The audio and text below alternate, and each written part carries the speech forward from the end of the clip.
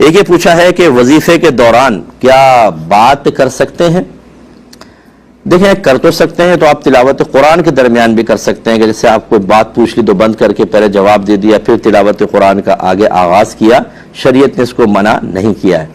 اسی طرح وظائف کے اندر بھی آپ درمیان میں رک سکتے ہیں، لیکن بعض ایسی چیزیں ہوتی ہیں جیسے نبی کریم صلی اللہ علیہ وسلم نے فرمایا کہ جو نماز پڑھ کر بیٹھا اور پھر اس نے وضو جان بوجھ کے نہیں توڑا یا کوئی دنیاوی بات نہیں کی، تو جب تک وہ بیٹھا رہے گا فرشتے اس کے لیے دعائے بخشش و مغفرت کرتے رہتے ہیں۔ اس میں دیکھیں بات کرنے کو منع کر دیا کہ وہاں بیٹھیں، جب آپ نماز کوئی بھی فرض نماز کے بعد آپ بیٹھے ہیں تو بات چیت نہ کریں، کیونکہ اگر آپ نے بات کر لی اس کے بعد یہ فضیلت سے آپ محروم ہو جائیں گے۔ ایسی کوئی کنڈیشن حدیثوں وغیرہ میں ہو کہ اس وظیفے میں یہ پڑھنا ہے درمیان میں بات نہ کرے، یا نماز کے بعد اگر اس نے کسی سے بات نہیں کی اور یہ وظیفہ پڑھ دیا تو یہ انعام،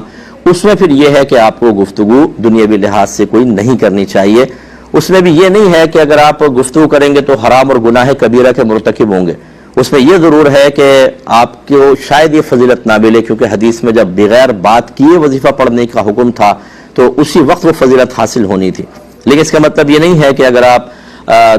وظیفے کے دوران بات کر لیں گے تو کوئی گناہ ہوگا، یہ الگ چیز ہے، گناہ گار نہیں ہوں گے لیکن ہو سکتا ہے فضیلت سے محرومی ہو جائے۔ کچھ اور فیر کوسچنز ہیں۔ یہ پوچھا تھا کہ مسجد گھر سے تقریباً 9 مائلز دور ہے، کیا گھر پر نماز پڑھنا جائز ہے؟ دیکھیں اگر یہ فاصلے کا نہیں ہوتا، بس اتنا ہوتا ہے کہ آپ کو مسجد تک جماعت کے لیے پہنچنے میں اور پھر واپس آنے میں شدید حرج اور تنگی نہ ہو۔ یہ ہو سکتا ہے کہ بعض اوقات شاید صرف آدھا میل کے فاصلے پر مسجد ہو، لیکن روڈوں کی سیٹنگ ایسی ہو، خصوصاً باہر کے ملکوں میں، کہ ہمارے یہاں تو روڈوں کے بیچ سے نکال لیں گے، لیکن پورا آپ یو ٹرن لینے کے لیے جانا، پھر واپس آ کر پھر دوسرا یو ٹرن لے کر مسجد تک پہنچنے میں کافی ٹائم لگ جاتا ہو، رش بھی زیادہ ہو، اور پھر واپسی میں اتنا ٹائم لگ جائے تو پھر شریعت رعایت دے گی۔ اور اگر فرض کر لیں اسٹریٹ روڈ ہے اور آپ تیز رفتاری سے چلائیں، بالکل خالی روڈ ہوتا ہے اور آپ ایزیلی مسجد تک جلدی پہنچ سکتے ہیں، تو پھر جماعت سے پڑھنا ہی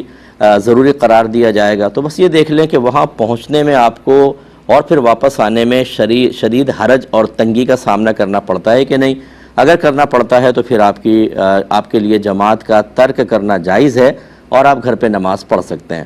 اب جیسے بعض اوقات علاقے ایسے ہوتے ہیں کہ بالکل قریب مسجد ہوتی ہے لیکن کیچڑ ہو جائے، بارش ہوئی پانی جمع ہو گیا، کیچڑ جمع ہو گئی، اب بظاہر فاصلہ دیکھیں تو بالکل سامنے ہے لیکن نکل کر جانا بڑا مشکل ہے، گندے پانی میں گر جائیں گے یا کیچڑ میں پھسل جائیں گے، راستہ صحیح نہیں ہے، تو ایسی صورت میں بھی ترک جماعت کی اجازت ہوگی۔ ایک یہ کوشچن کیا کہ اگر کسی کی نیند پوری نہ ہو تو بعض اوقات ایسا ہوتا ہے کہ آنکھوں سے ہلکا ہلکا پانی نکلتا ہے، آنکھیں ریڈش ہو جاتی ہیں اور پانی نکلتا ہے، تو پوچھا ہے کہ یہ جو ہلکا ہلکا پانی آتا ہے کیا یہ پاک ہے یا ناپاک، اور اس سے وضو پہ فرق تو نہیں پڑے گا؟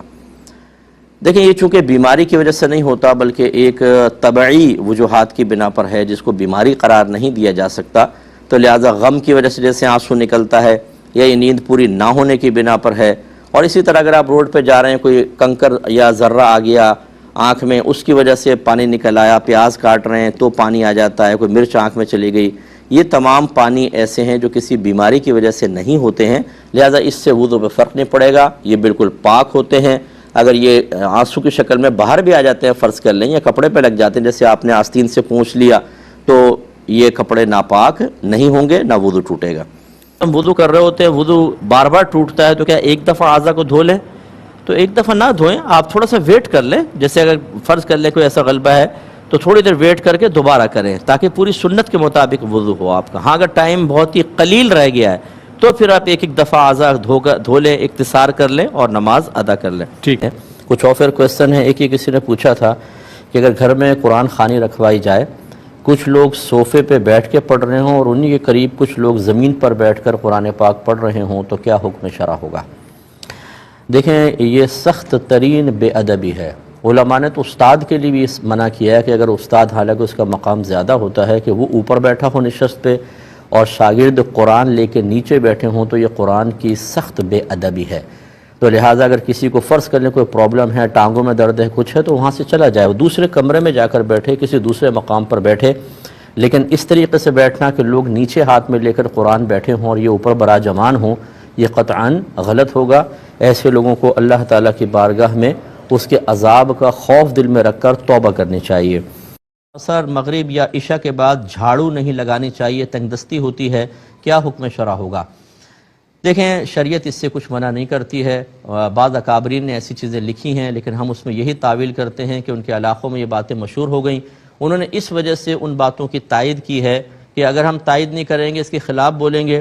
تو لوگ کہیں گے چلو ٹھیک ہے پھر تو جھاڑو دینی چاہیے، اور جھاڑو دی اور واقعی تنگ دستی آ گئی تو پھر وہ اکابرین کے بھی خلاف ہوں گے، تعلیم شرع کے بھی خلاف ہوں گے، اور سوچیں گے کہ جو افواہیں وہ بالکل درست ہیں۔ ایسے لوگوں کے ایمان بچانے کے لیے، جن کو ضعیف الاعتقاد کہنا بالکل ٹھیک ہوگا، اکابرین نے بعض نے اس طرح کی چیزیں لکھی ہیں، لیکن صحیح ہے، میرے آقا صلی اللہ علیہ وسلم نے ارشاد فرمایا کہ اذا تطیرت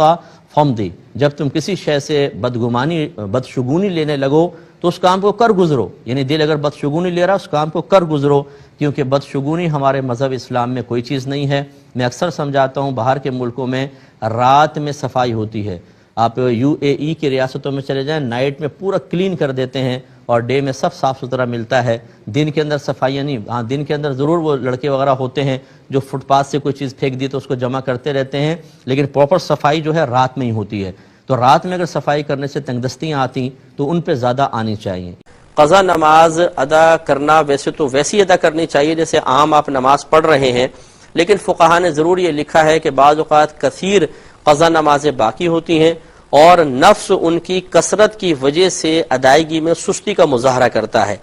ایسی صورت میں اگر ان نمازوں کی ادائیگی کے سلسلے میں تخفیف سے فائدہ اٹھا لیا جائے تو نفس باخوشی راضی ہو جائے گا، اور بہت بہتر ہے کہ وہ نماز میں تخفیف کر کے نفس کو راضی کرتے ہوئے، تاکہ یہ مسلسل ساتھ دے اور جلدی جلدی نمازیں ادا ہو جائیں، اس چیز کو اختیار کرنے میں حرج نہیں ہے۔ تو تخفیف یہ ہے،